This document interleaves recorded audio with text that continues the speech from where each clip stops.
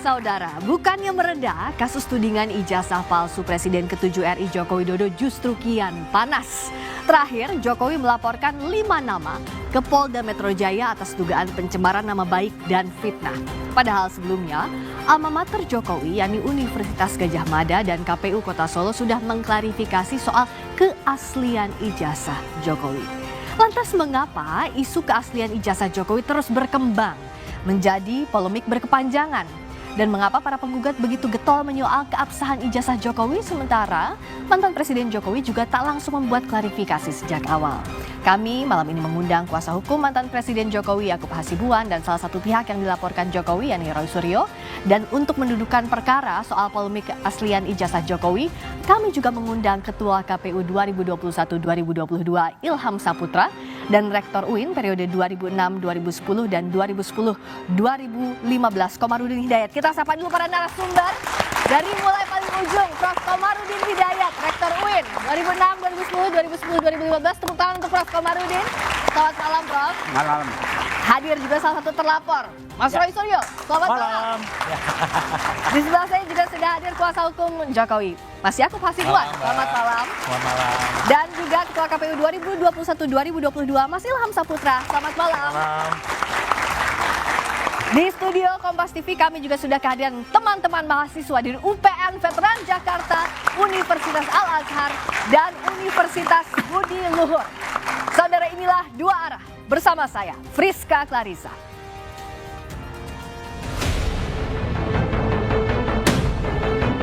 Polemik keaslian ijazah Presiden ke-7 RI Joko Widodo memasuki babak baru. Jokowi resmi melaporkan 5 orang, diantaranya mantan Menpora Roy Suryo, ke Polda Metro Jaya atas dugaan pencemaran nama baik, fitnah, dan pelanggaran UU ITE.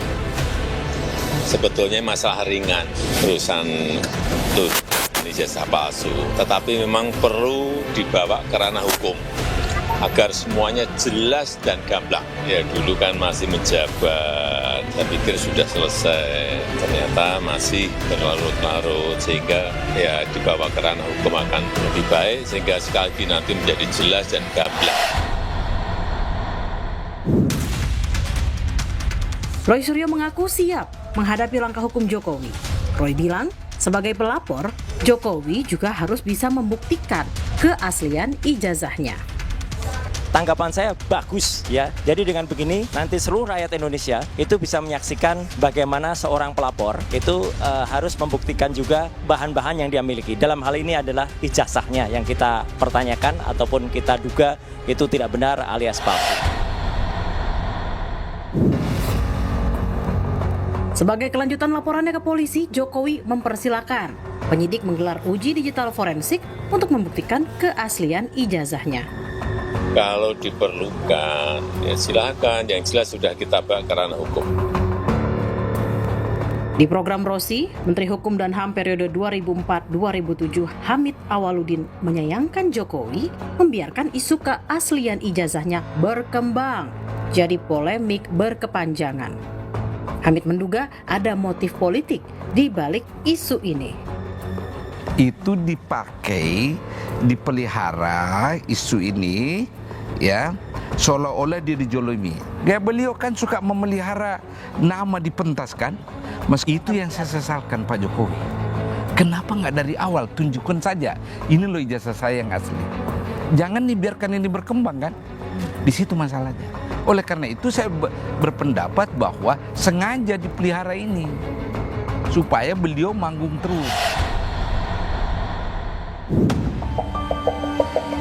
Di hari yang sama dengan laporan Jokowi ke Polda Metro Jaya, sidang mediasi keperdataan dugaan ijazah palsu Jokowi di Pengadilan Negeri Solo menemui jalan buntu. Kuasa hukum Jokowi menolak permintaan penggugat untuk menyerahkan ijazah. Bahwa penggugat ini tidak memiliki legal standing, tidak memiliki untuk mengajukan tuntutan hak. Yang kedua, ya perlu kami sampaikan bahwa setiap orang itu berhak atas perlindungan diri pribadi.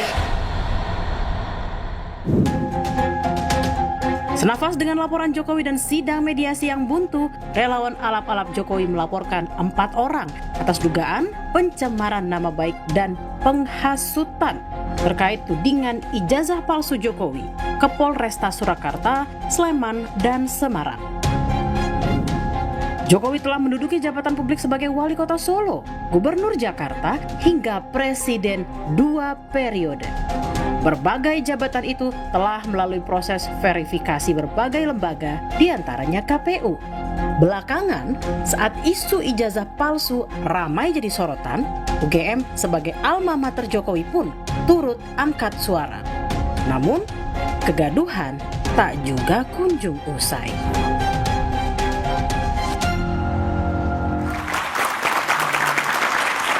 Yang pertama tentu saya tanya ke Mas Yakub dulu. Tadi Pak Jokowi bilang bahwa ini sebenarnya masalah ringan. Tapi pada akhirnya keputusannya adalah melaporkan para terlapor dan dibawa ke ranah hukum. Kenapa ini begitu mengusik Mas Yakub? Dan kenapa ini yang dipilih? Iya Mbak Friska, jadi perkara ini sebenarnya sudah berjalan dari tahun 2023. Sudah ada juga beberapa perkara di pengadilan, di mana di situ juga yang menggugat juga gugatannya tidak diterima ya. Dalam arti ya kalau mungkin dari pihak sana juga bilang belum sampai pembuktian dan lain-lain, ya intinya yang mereka mintakan kepada pengadilan tidak diterima. Kemudian Pak Jokowi sekarang sudah bukan lagi presiden. Beliau mungkin berpikir dahulu, ya mungkin ketika saya presiden, ya mungkin saya memiliki pertimbangan yang sangat panjang untuk tidak melaporkan atau tidak menempuh jalur hukum. Tapi sekarang ini beliau bukan lagi seorang presiden. Beliau sudah purna tugas dan ternyata masalah ini bukan yang mereda, makin menjadi-jadi. Makin menjadi-jadi, makin liar, dan sudah berpotensi juga memecah belah bangsa. Bahwa reputasi bukan Pak Jokowi pribadi, reputasi dan nama baik rakyat Indonesia juga dipertaruhkan. Bayangkan saja dibuat seakan-akan presiden yang sudah menjabat 10 tahun, dipilih langsung oleh rakyat, ternyata seakan-akan ijazah palsu. Ini tentunya kehebohan bukan nasional tapi internasional juga tentunya, kalau dibiarkan. Oleh karena itu Pak Jokowi dengan tentunya tidak mudah juga pertimbangannya, datang sendiri menggunakan hak hukumnya secara pribadi, dan ini juga suatu pembelajaran hukum juga, memperjelas bahwa semua orang itu adalah equal di hadapan hukum, dan melapor sendiri dan sekarang menyerahkan semuanya ke pihak hukum. Oke, ada masalah dignity dan legitimasi di situ. Gimana Mas Roy? Kok tetap sih kekeh? Bukan kekeh, ya memang kalau fakta harus dikatakan fakta, kalau tidak katakanlah tidak. Kenapa yakin kalau itu fakta? Ya karena teknologi sudah bisa membuktikan. Ini sih santai aja, kayak zaman dulu kala orang mungkin mengenal penemu listrik gitu atau penemuan itu misalnya adalah Alva Edison waktu itu. Kemudian Tesla, ya, itu sempat Tesla itu tidak berhasil mendapatkan patentnya karena waktu itu belum ada teknologi yang bisa membuktikan. Akhirnya dibuktikan bahwa dialah pemenang patennya, tapi dia sudah nggak bisa lagi menikmati. Jadi ya identik aja kayak sama misalnya sekarang. Kalau di Mesir itu Mbak, itu orang dulu nggak ngerti wajahnya Faraoh itu kayak apa. Oke, yang dimaksud dengan konteksnya kasus Pak Jokowi ini apa? Nah gini, jadi teknologi itu bisa membongkar apa yang mungkin tidak bisa ketahuan di masa lalu. Jadi apa yang sudah dibuat di masa lalu mungkin lolos saja. Tapi begitu ketahuan di masa sekarang, nah baru. Ini mirip dengan ijazahnya J.S. Saraghe dulu ya di Simalungun. Itu waktu dia proses bupati sah-sah saja. Tapi begitu diverifikasi di gubernur, dia kena. Jadi sebenarnya santai aja, teknologi lah jawabannya. Mas Yakub, kayaknya Mas Roy yakin betul kalau itu fakta. Ya tentunya tidak apple to apple ya, apalagi ngomongin teknologi Tesla dan lain-lain dengan ijazah ini. Yang tadi juga mungkin Mas Roy menyinggung diverifikasi di KPU ternyata tidak berhasil. Buktinya punya Pak Jokowi sudah diverifikasi oleh KPU lolos. Ditambah lagi diverifikasi oleh UGM, kampus yang mengeluarkan langsung, lolos juga. Yang non formalnya teman-temannya sampai berkumpul menunjukkan semua foto-foto dan lain-lain. Ternyata terbukti. Tapi masih juga ada pihak-pihak yang masih mencoba untuk meragukan itu dan menuduh seakan-akan itu palsu. Itu yang sangat disayangkan Mbak Friska. Kenapa akhirnya Mas Yakub dan tim melaporkan Mas Roy CS? Kenapa harus dilaporkan dengan pencemaran nama baik, fitnah, dan UIT? Ya tentunya kembali mungkin saya klarifikasi sedikit. Untuk terlapornya ini semua masih dalam penyelidikan. Namun memang ada beberapa objek pelaporan yang kita sampaikan yang kemudian juga di situ diduga ada dilakukan oleh beberapa pihak tentunya kan. Nah, yang dilaporkan itu Mbak Friska adalah peristiwanya oleh Pak Jokowi. Yang mana nanti biar penyelidik dan penyidiklah yang nanti melakukan investigasi, mendalami dan melihat apakah ada tindak pidananya dan siapa yang melakukan. Jadi Oke. peristiwanya yang Jadi, kita laporkan. Peristiwanya, siapanya ini kan, tapi mengarah ke Mas Roy, kalaupun iya, siap. Ya nggak apa-apa, itu kan kado terbaik untuk hari keterbukaan informasi publik. Maksudnya gimana? Tanggal 30 April kemarin itu kan sebenarnya hari keterbukaan informasi publik.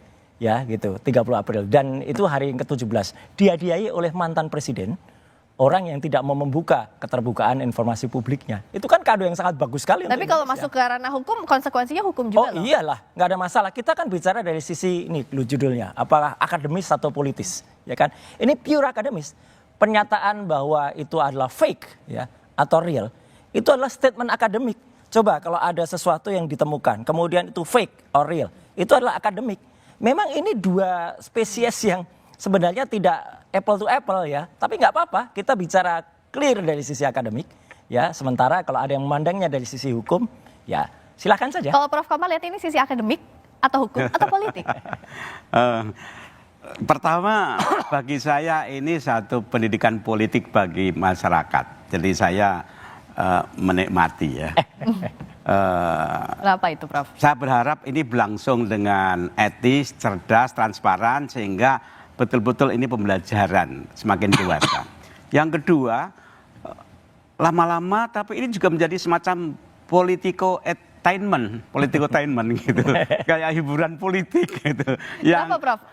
Mengapa disebut hiburan politik kalau dari sisinya? Karena semakin meriah, banyak orang ngomong dan masing-masing memberikan satu argumen logika yang baginya semakin menarik gitu. Tapi bagi saya sebagai orang kampus, ya saya coba mengikuti saja. Saya ingin ambil jarak dari dua-duanya. Tapi bagi saya, biarlah nanti forum adu argumen terbuka.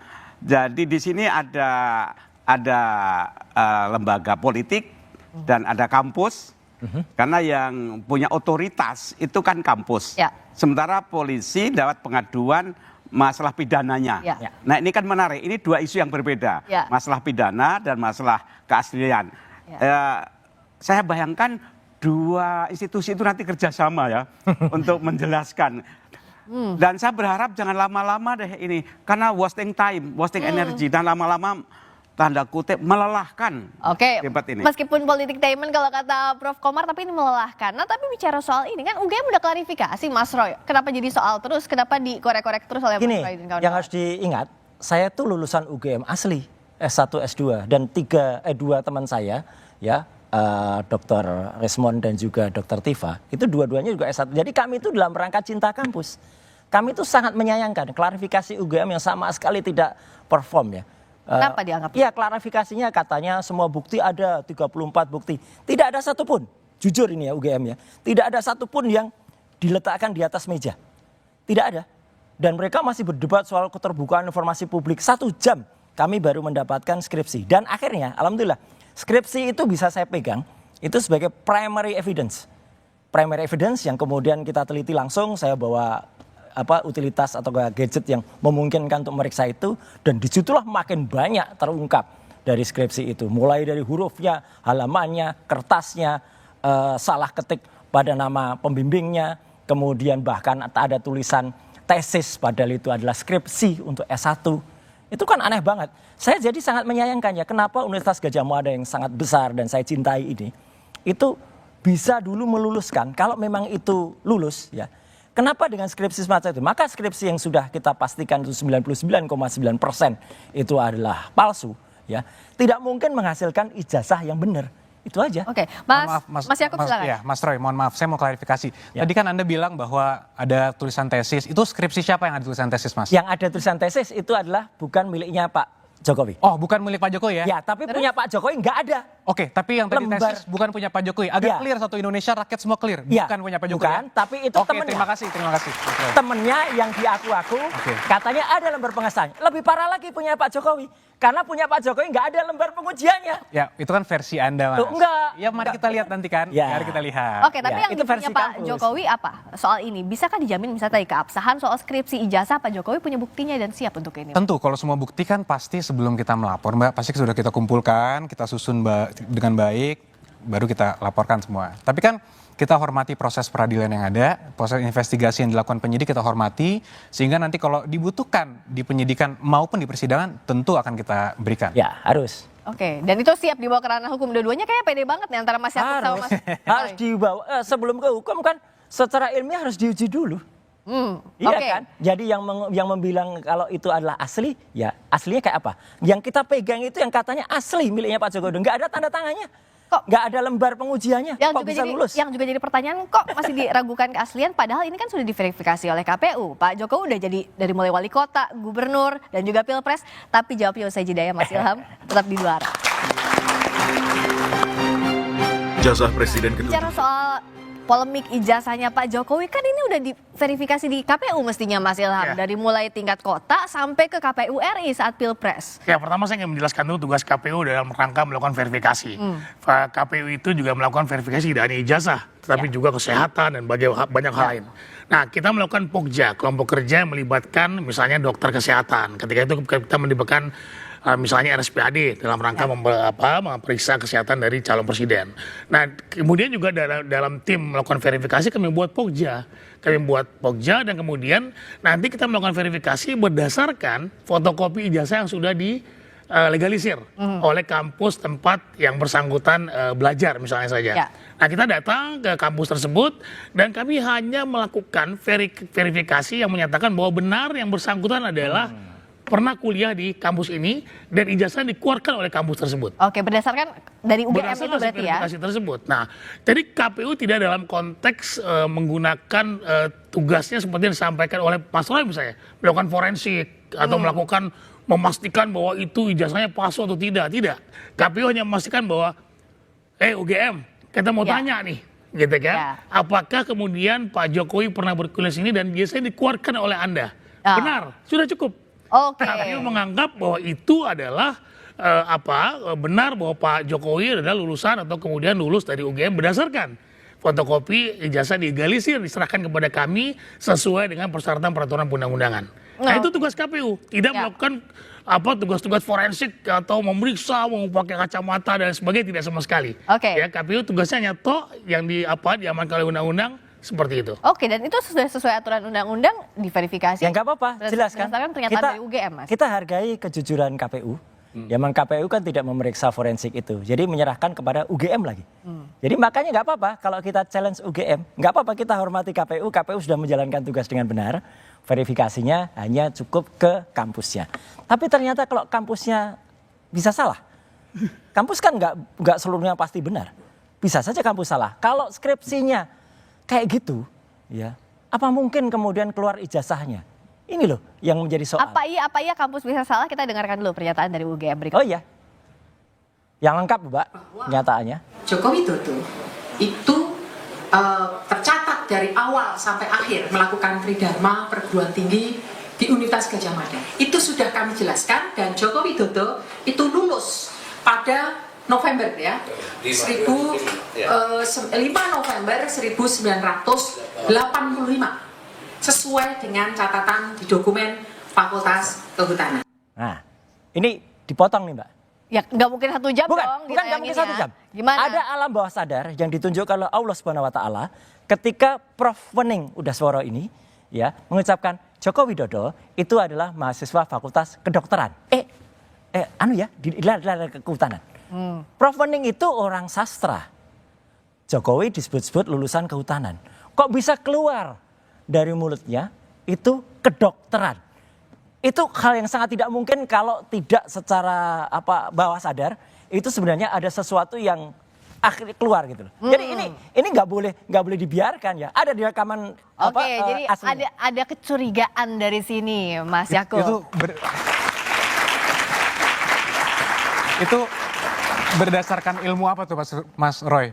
Dari ilmu orang lihat muka, bukan saya. Itu dokter yang menganalisis, dokter yang mengerti kalau ada seseorang tuh bawah sadar. Jadi bukan saya yang menilai. Ada tuh alasannya apa? Mas Roy, saya izin nanya. Mohon dijawab dengan jujur. Oh iya. Mas kan tadi bilang bahwa Mas itu sarjana UGM.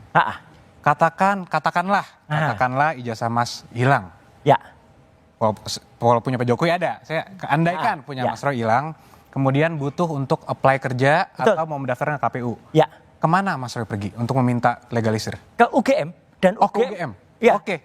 Dan UGM mengeluarkan bukan ijazah yang sama dengan kita lulus dulu loh. Oke. Ini yang penting. Iya, tapi Anda berarti ke UGM keterangan. ya? Oh iya. Oh iya, berarti mempercayakan UGM sebagai yang mengeluarkan. Karena saya lulusan sana asli, Mas. Oke, berarti clear. Berarti Pak Jokowi kemarin sudah diberikan verifikasi oleh UGM. Ya berarti kalau Anda konsisten ya clear. Oke. UGM sudah memberikan statement. Nanti bisa dilihat, Mas. Apakah ijazahnya Pak Jokowi yang katanya tidak pernah diserahkan kepada orang lain itu sama dengan yang beredar? Sekarang jawab juga jujur, Mas sudah pernah lihat ijazah yang kemarin di bawah? Oh, sudah pasti dong, Mas. Oke. Sudah pasti. Sama nggak dengan yang kemarin-kemarin itu ditunjukkan? Nanti biar di persidangan itu dilihat. nggak jujur, Tapi Mas. begini, Mas. Nggak jujur, Mas. Gini, Mas. Karena saya tidak mau melampaui otoritas juga. Jadi kalau ada seorang ahli yang mengatakan bahwa saya sudah menganalisa ada dokumen saya ambil dari online, saya analisa kiri kanan, kiri Nggak, ini sama kanan. sekali bukan online. Dari mana, Mas? Yang ijazah Mas ambil?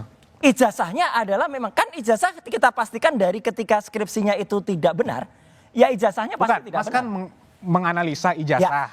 Ada katanya fotonya tidak sesuai dengan itu dari mana seorang source-nya? yang menuliskan katanya dia mendapatkan langsung dari Pak Jokowi. Oke, tapi apakah boleh sebagai seorang ahli? Mas kan seorang ahli, sering di persidangan kan? Ya. Boleh nggak source of Kita harus dokumennya itu? percaya.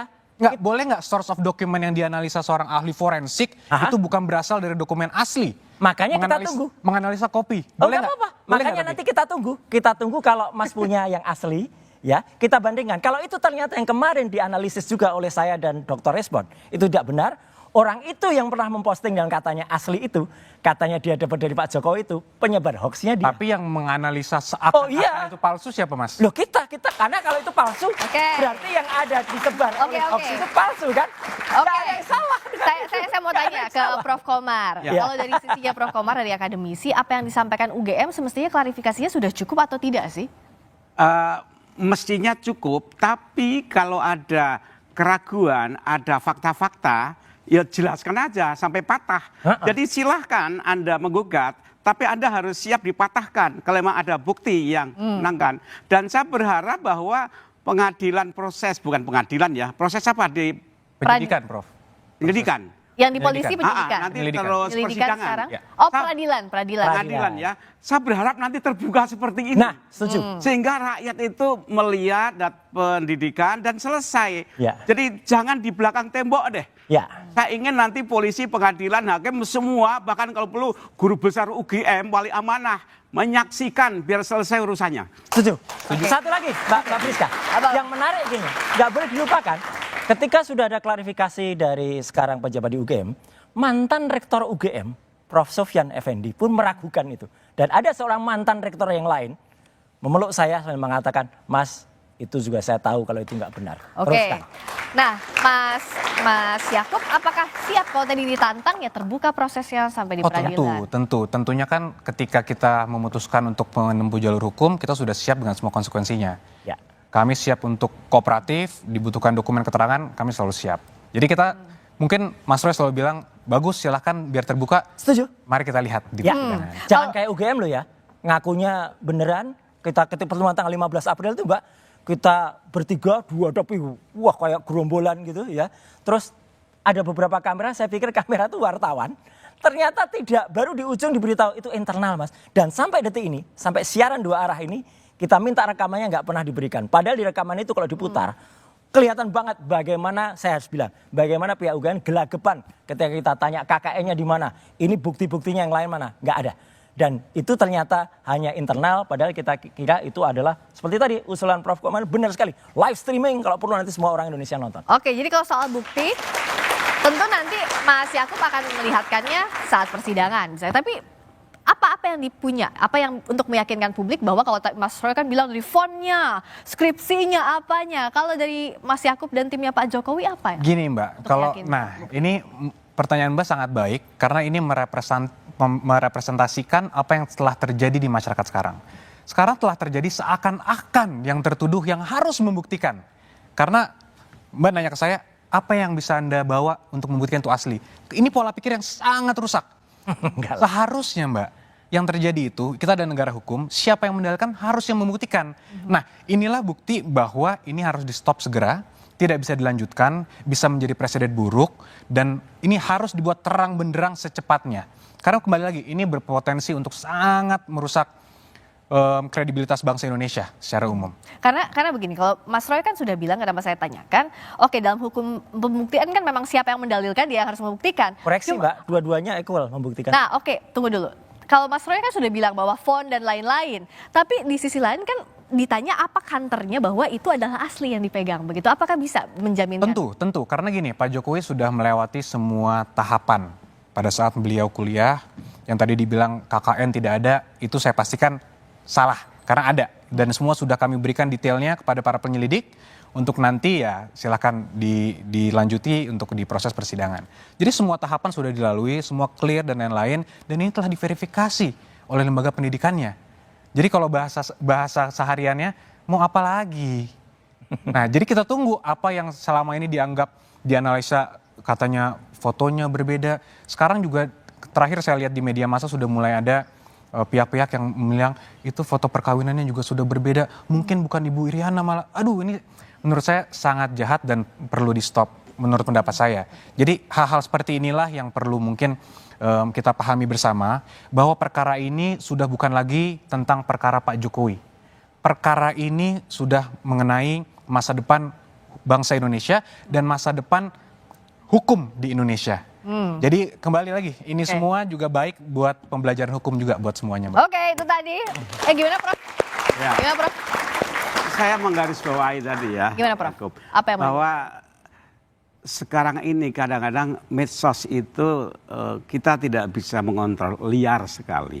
Sehingga di situ ada orang yang bonceng, yang mainkan, yang kalau tidak segera diakhiri, ini betul membuang energi kita. Jadi bola salju yang bergulir. Sehingga pertanyaannya, ini sengaja orang menciptakan panggung atau panggung menciptakan aktor gitu. Nah, jadi sekarang ini antara aktor dan panggung sudah dibedakan karena ini jadi panggung dan aktor menyatu di situ. Mana aktor menciptakan panggung atau panggung menciptakan aktor? Kita jawab di dua arah sesaat lagi. Dan keluar.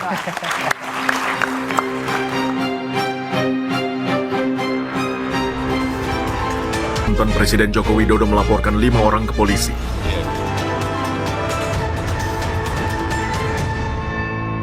Menurut hemat saya, apa yang terjadi terhadap Mas Roy Suryo, Rismo, Dr. Tifa, dan Fadila, ini adalah satu bentuk pembungkaman terhadap suara-suara kritis, dan ini sebenarnya melanggar hukum. Karena kebebasan orang untuk mengeluarkan pendapat itu dijamin oleh konstitusi.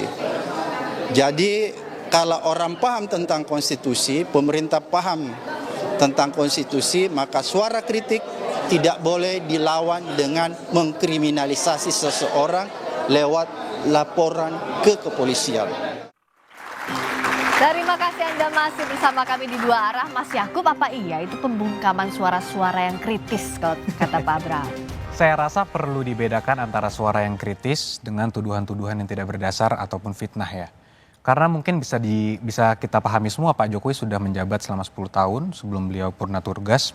Selama 10 tahun ini sangat terbuka dengan apapun masukan-masukan, kritik-kritik yang menurut saya pribadi justru sebagian besar banyak yang melewati batas. Yang seharusnya mungkin Pak Jokowi memiliki hak untuk mengadukan atau melaporkan dan sebagainya. Tapi beliau tidak lakukan. Termasuk mengenai ijazah palsu ini.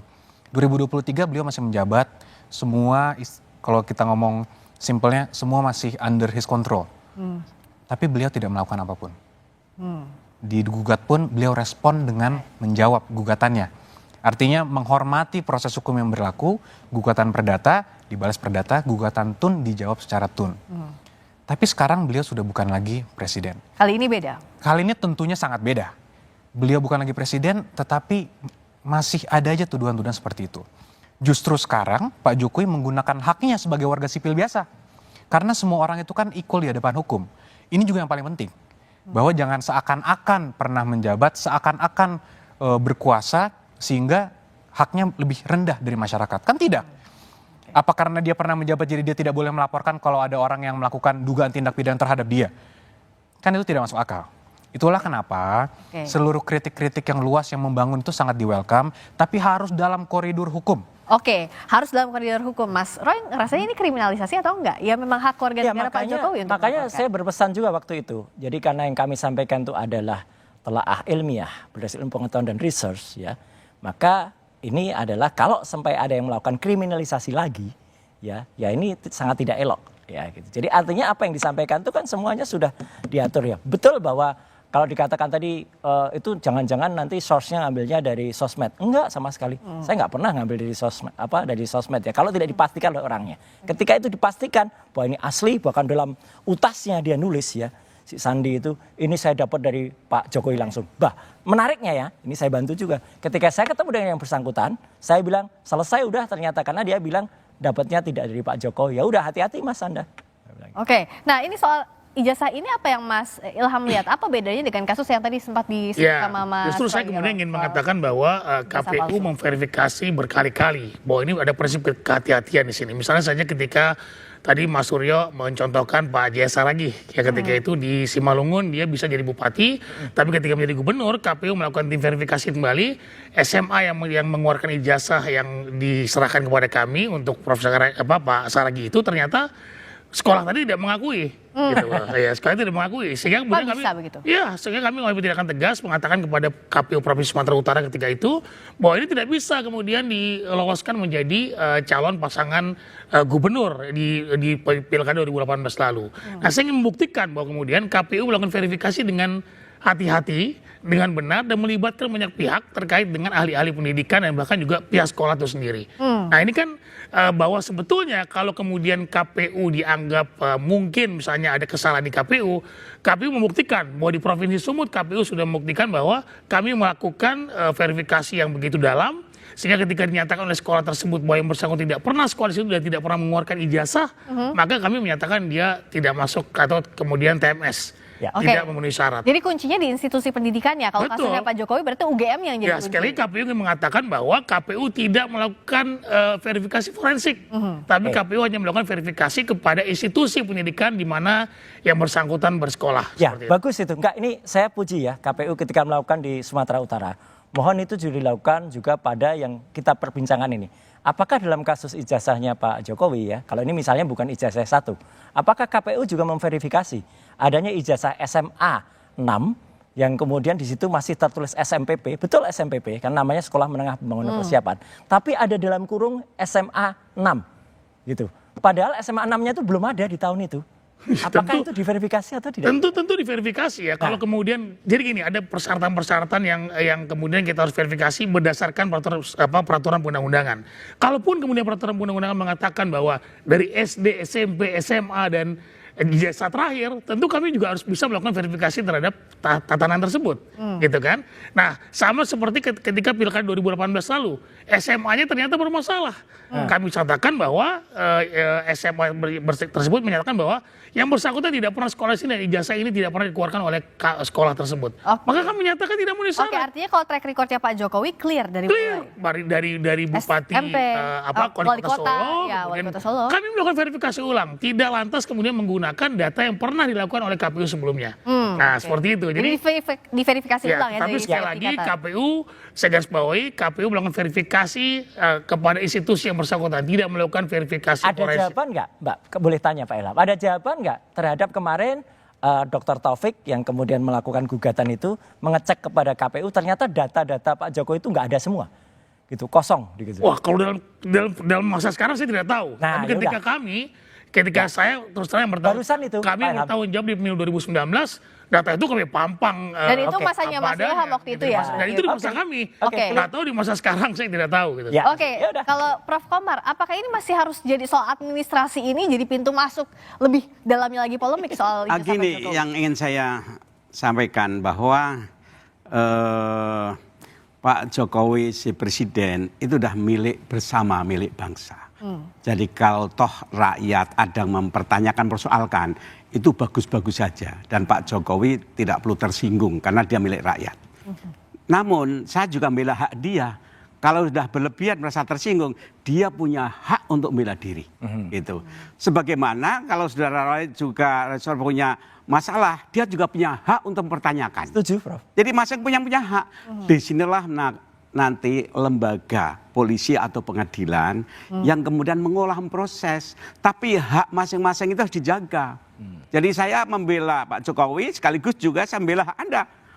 Etika berkomunikasi, bernegara, bermedsos ini yang perlu kita jaga. Sebab sekarang semakin liar, semakin kacau. Jadi menurut Prof akan lebih etis kalau ini memang prosesnya berlangsung hingga ke pengadilan. Sampai oh iya, bagi saya ini bagus. Dan hati-hati dengan orang-orang yang sengaja mengaco, mengobo-obo, mempermainkan hoak. Karena selalu ada penumpang gelap setiap isu-isu itu. Ini yang perlu ada pendidikan politik bagi rakyat. Oke. Jadi meskipun pasalnya yang jadi persoalan kan pencemaran nama baik dan fitnah, ada atau tidaknya fitnah dan pencemaran nama baik itu harus dibuktikan di pengadilan, begitu ya Prof? Ya. Oke, tepuk tangan untuk Prof Komarudin tadi. Hak warga negara, Mas Yakub, artinya ya kalau sekarang Anda siap untuk membongkar buktinya di depan penyelidik sudah dibuka itu ijazah, semua bukti-bukti yang dipunyai oleh Pak Jokowi. Iya, sudah diberikan. Kemarin juga sudah Pak Jokowi membawa langsung, karena kami juga sudah menduga akan diminta, sudah dibawa langsung ijazah SD, SMP, SMA, hingga kuliah. Semua sudah diperlihatkan secara jelas. Sudah diperlihatkan secara jelas, apa yang jadi masalah lagi, Mas? Agak lucu juga sebenarnya, karena kan baru pelaporan pertama, baru LP, baru di BAP, nggak apa-apa kalau itu untuk, tapi kan petugas yang memeriksa bukan petugas forensik, jadi paling dia hanya melihat semacam wartawan yang di Solo yang ditunjukkan itu, dia tidak bisa memiliki arti apa-apa. Justru yang diperlukan, Mas Yakob kemarin itu kalau saja di situ cukup misalnya diterima, oke cukup ya, tapi kemudian bukti-bukti itu dibawa ke Solo pada hari yang sama, karena pada hari yang sama sebenarnya ada mediasi dan di situ diperlukan ijazah ditampilkan. Kok malah ditolak yang di Solo? Kenapa Mas? Sayang. Untuk yang di Solo kebetulan karena itu ditangani oleh rekan kami yang lain, secara kode etik kami tidak bisa mengomentari, Mas. Tapi mengenai barang bukti, apakah ijazah nanti kenapa diperlihatkan hanya pada penyidik, tentunya kami menghormati proses dan kalaupun nanti dimintakan lagi di penyidikan atau di persidangan, tentunya kami siap untuk memberikan. Pasti itu diperlukan. Oke. Nah, tapi kenapa sih tidak ditunjukkan langsung aja bahwa ini ijazahnya asli loh? Kenapa harus lewat jalur pengadilan, lewat jalur penyelidikan, dan nanti juga sampai ke pengadilan? Tentunya pertama tidak ada kewajiban hukum Pak Jokowi ya untuk memperlihatkan itu. Dan ini akan menjadi presiden yang sangat buruk Mbak jika ini dilakukan oleh Pak Jokowi. Kenapa? Bayangkan jika ada seorang pejabat atau seorang masyarakat biasa lah yang dituduh. Ijazah Anda palsu, Anda harus perlihatkan. Oke. Anggaplah seorang yang dituduh ini memperlihatkan satu orang A. Ada B lagi minta, apa harus diperlihatkan lagi? Ada C lagi. Kalau ada 1.000 orang yang meminta, apa semua harus diperlihatkan? Ini kan presiden yang tidak baik. Apalagi kalau nanti ini digunakan sebagai modus untuk menjatuhkan orang-orang yang sedang menjabat dan sebagainya. Jadi kita tidak mau ini menjadi suatu presiden yang buruk bagi penegakan hukum di Indonesia dan praktik politik juga di Indonesia. Ini yang kita jaga Mbak. Oke. Apa ini mengada-ngada permintaan untuk melihat ijazah ini? Gak apa-apa, kita hormati Pak Yakub, tapi terlalu jauh tadi ya. Kalau seorang pejabat publik, dia harus mau menunjukkan. Dan itu ada diatur dalam Undang-Undang Keterbukaan Informasi Publik nomor 14 tahun 2008. Dan bukan termasuk pasal yang dikecualikan di pasal 17. Kalau pasal 17 itu yang kecuali nilai. Oke, kalau nilai transkrip nggak usah, Mas. Kalau KHS, kartu hasil studi nggak usah. Itu hak pribadi. Rekam medik kesehatan itu jangan, karena itu adaan pribadi. Kemarin juga ada kasus selebriti ditulis pernah mengidap apa gitu. Waduh, itu malah nggak boleh. Tapi kalau itu misalnya kartu rencana studi, kalau misalnya itu bukti-bukti KKN, ya harus dibuka sebenarnya. Skripsi, ijazah juga. Jadi memang saya setuju tadi yang disampaikan pada acara Rosi kemarin ya. Prof Hamid Amaludin, sayang banget nih yang memulai gaduhnya ya memang Pak Jokowi karena sejak awal nggak mau menunjukkan itu. Yang memulai gaduhnya malah disebutnya Pak Jokowi. Nah itu kan mindset yang saya bilang kan, mindsetnya seakan-akan yang dituduh jadi yang salah. Nah ini yang harus sangat kita putar Mbak. Ini sangat buruk jika ini dibiarkan terjadi. Oleh karena itu kita tunggu proses persidangan agar mindsetnya berubah semua, kebenaran terungkap, segalanya terang benderang. Oke, jadi pertanyaannya begini loh. Ini akan kemana ujungnya? Kasus ini akan dibawa kemana ujungnya dan motifnya apakah betul untuk hukum mencari hak ataukah politis? Kita akan bahas usai jeda. Di dua.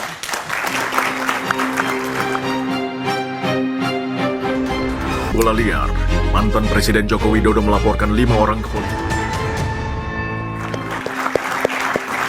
Oke, kalau Prof Komar melihatnya ini apakah isu ini ya akademis atau politis lebih kentalnya? Ini bagian marketing UGM harus berpikir kreatif. Isu yang kontroversial jangan menjatuhkan UGM, tapi harus membuat UGM malah naik gitu. Karena dua-duanya orang UGM gitu. Yang menggugat UGM, yang menggugat UGM. kalau dikemas secara bagus, ini buat UGM, keren ya UGM. Branding makanya? Makanya branding ya? Iya, nah sekarang bagaimana itu UGM bisa mengemas seperti itu? Benar. Kalau Mas Ilham lihatnya ini, apa sih ujungnya? Apakah ini masalah apa? Masalah politis kah kalau dari sisinya Mas Ilham? Ya, saya tentu dari perspektif penyelenggara pemilu ya. Seharusnya ini muncul ketika pemilihan presiden, sebelum pemilihan presiden berlangsung. Bukan di sekarang. 2014, 2019. Bukan sekarang. Sekarang saya ngelihatnya bahwa mungkin betul kata Prof. Komar gitu. Ada apa? Politik timennya itu memang lagi wahnya sekarang gitu kan. Nah, saya kurang ngerti, tetapi memang saya kira ini perlu untuk kemudian tunjukkan kepada masyarakat bahwa persoalan-persoalan konflik quote and quote seperti ini ya kita biarkan di ranah hukum sebagai negara hukum dan dibuat secara sesemut mungkin. Tadi Pak Suryo udah mengatakan kepada Yakob bahwa ini adalah diskusi yang baik. Nah, saya kira ini mengajarkan kepada publik bagaimana cara kita menyelesaikan persoalan secara hukum. Oke, tapi sebenarnya ini nggak bisa dibilang juga as simple as that sih Mas Roy. Ini kalau misalnya terbukti tidak asli, kan itu akan bermasalah dengan legitimasinya Pak Jokowi. Makanya Pak Jokowi tidak menganggap ini sebagai hal yang ringan. Oh iya, tapi itu kan konsekuensi hukum ya. Saya sengaja tidak mau sampai ke sana. Gitu. Artinya saya bicara ilmiah saja. Kalau A bilang A, kalau B bilang B. Gitu. Jadi kalau soal hukum terus sampai ada, nanti peraturannya semua dibatalkan, menurut saya tidak sampai sejauh itulah. Oke, tapi kalau ada yang menganggap, ini nggak ada apa-apanya, ada tuh anggota DPR siapalah gitu, yang kemudian bilang, kalau memang terbukti palsu gimana, mau apa? Waduh, tuh pikirannya picik banget itu. Oke, tapi kalau bicara soal ini, apa sih sebenarnya, apakah Mas Roy siap? Karena kan kalau salah satu terlapornya misalnya Mas Roy di situ belum mau dibuka juga kan sama Mas Yakub, nanti akan diumumkan polisi. Tapi kalaupun iya, artinya kan konsekuensi hukumnya ada, sanksi, ada penjara juga loh kalau terbukti. Gak apa-apa. Galileo Galilei itu akhirnya sampai dihukum, kemudian Kopernikus itu dihukum karena mempertahankan bahwa bumi itu bulat, yang waktu itu dipercaya bumi itu lurus. Jadi clear aja, kalau saya katakan memang software bisa salah, peneliti bisa salah, tapi kami tidak boleh bohong. Tapi ini bukan motif politis? Oh sama sekali enggak, aku udah enggak di politik lagi Mbak. 15 tahun udah cukup, 5 tahun saya udah enggak di politik. Ini bukan residu politik juga kan? Oh enggak ada apa-apanya. Lihat foto-foto saya juga dulu sama Pak Jokowi juga banyak. Masih ada disimpan? Masih ada, enggak ada soal SMK, soal enggak itu kan sebuah sejarah. Nah kalau Mas Yakub lihat ini ada motif politik nggak, residu politik atau nggak sih? Mungkin saya tidak bisa berkomentar ke arah sana ya. Tapi Pak Jokowi menyikapinya seperti apa? Yang saya sebenarnya ingin sedikit komentari itu, yang menurut saya itu ini jelas tidak ilmiah. Kenapa? Karena seorang ilmuwan tentunya ketika menganalisis suatu dokumen tidak bisa mengatakan ini asli atau palsu. Itu adalah hak pengadilan nanti yang menentukan ini asli atau palsu. Seorang ilmuwan tentunya bisa menggunakan analisa, pendekatan dan lain-lain untuk mengatakan ini identik atau tidak identik. Masalah palsu atau asli itu nanti wewenang pengadilan. Makanya itu kenapa kalau ada seorang yang menganggap dirinya ahli mengatakan ini adalah dokumen asli atau palsu, itu sangat disayangkan. Karena kan keterangan ahli ini Mbak, di 184 KUHP juga pasalnya, itu keterangan ahli hanya salah satu alat bukti. Alat bukti kan ada keterangan ahli, keterangan saksi, ada bukti surat, ada petunjuk, keterangan terdakwa. Nah, jadi keterangan ahli itu pun ketika nanti di persidangan, itu hanya sebagai pendukung, salah satu alat bukti saja. Jadi kalau ada seorang ahli yang bilang, itu pasti palsu, itu fix. Ya itu bagaimana kita menyikapinya? Ini mungkin saya tanya sedikit sama Mas Roy. Karena ini dua spesies yang berbeda Mas. Dihukum begitu, tapi di ranah akademik, hukum pun kadang-kadang nggak diperlukan. Coba saya tanya Mas Roy sedikit. Mas Roy kan sering menjadi ahli juga di persidangan tentunya. Pernah nggak seorang hakim di kasus nanya dokumen ini asli atau palsu? Kan nggak mungkin.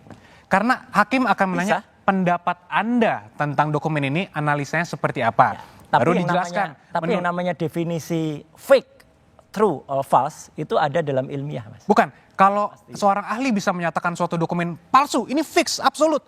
Untuk apa ada sidang? Untuk apa ada pengadilan yang menentukan bahwa ketok pasal terbukti, ini pemalsuan, dokumen ini palsu. Kalau seorang ahli dapat menjelaskan itu absolut, ya maka apa guna pengadilan? Jadi kan ini yang harus bisa dibedakan gitu, bahwa seorang ahli tentunya boleh saja dengan segala keilmuan yang dimiliki kami hormati untuk menganalisa suatu dokumen dengan metodologi juga tertentu, apakah cara pendekatannya itu secara historis, normatif, yuridis dan lain-lain. Makanya juga ahli ada. itu pendapatnya ilmiah Mas, bukan untuk dikriminalisasi. Betul, ilmiah. Kalau ilmiah tidak mungkin menyatakan asli atau palsu Mas. Bisa. Itu masalahnya. Bisa. Ilmiah itu adalah identik atau tidak identik. Kalau nanti ternyata seorang ahli menjelaskan, oh ini bisa diduga palsu, itu kita hormati. Tentunya itu juga akan dipertimbangkan oleh hakim di dalam satu perkara, dapat dipertimbangkan. Tapi nggak pasti. Tapi gitu. tidak mungkin, karena apa gunanya pengadilan, Mbak? Pengadilan lah yang bisa menentukan ini asli atau palsu. Oke, emang kalau ke pengadilan Mas Roy mau bawa apa? Menyiapkan apa ke pengadilan? Iya, bukti-bukti kemarin bahwa itu adalah primary evidence yang sempat kita periksa, dan juga kalau misalnya di sana ada, oh ini ijazahnya, yang ini yang dikatakan asli. Oke, kita periksa bersama-sama, kita fair, ada ahli atau ada pakar forensik dari sana, saksi ada? ahli ada telematika dari sana, dan kemudian setuju usulnya Prof. Komar tadi dibuat terbuka. Kalau perlu memang dibuat terbuka di kampus dulu misalnya, itu oke, itu bagus sekali. Itu nggak mungkin dong pengadilan di kampus, tapi bukan, terbuka. maksudnya itu disiarkan terbuka, sehingga dengan demikian masyarakat akan bisa lihat diskursus yang menarik. Tapi sekali lagi memang beda spesies ini menarik, ya gitu, nggak apa-apa. Oke, kalau dari Prof. Komarudin terakhir, apakah ini jadi kasus ini malah juga menjaga nama Pak Jokowi tetap ada di panggung politik saat purna tugas? Ini bisa ditarik agak ke politik, bisa. Dan di Indonesia apa sih yang bebas dari politik? Kedua, ke ilmu hukum bisa, dibawa ke ranah sains eksak juga bisa. Jadi memang nanti kita lihat pendekatannya apa yang mau dipakai oleh proses pengadilan. Sebab kalau sains itu di laboratorium sains. Tapi kalau masalah pidana hukum itu di ruang pengadilan hukum. Nah, isu ini mau ditarik kemana? Gitu. Ke politik, ke ilmu hukum, atau pure science. Ini hemat saya ada metodologi pendekatan yang berbeda. Oke, tapi setidaknya dari dua teman saya ini saya sudah menikmati kok ini. Kita politik lihat nanti diamond tadi ya. Politik diamond tadi ya, Prof ya. Tapi sebenarnya kalau Prof lihat konsekuensinya akan lebih berat di mana, pelapor atau terlapor? Karena ini kan bawa ke ranah hukum. Bagi saya prosesnya, metodenya, niatnya yang benar, transparan, sehingga keputusan itu nanti rakyat bisa menerima. Bahwa tidak bulat semua orang menerima, pasti ada. Tapi selesai masalah ini gitu. Sebab kalau tidak selesai, aduh betapa bodohnya sih, boro-boro mengejar koruptor gitu. Kalau hanya membuktikan ijazah asli dan tidak aja tidak bisa, itu kan faktual. Gimana? Gitu. Jadi di sini pertaruhan juga hukum, bisakah jadi panglima, bisakah menuntaskan kasus ini salah satunya, tapi masing-masing pihak itu dong pasti akan siap ya apapun konsekuensinya ya. Pasti. Sudah pasti. Jadi dibawa ke ranah hukum. Terima kasih atas waktunya. Mas Ilham terima kasih, Mas Yakub terima kasih, Mas Roy terima kasih, Prof. Komar terima kasih. Demikian Dua Arah malam ini, saya Friska Clarissa pamit undur diri. Sampai jumpa. Selamat malam. Jangan kemana-mana.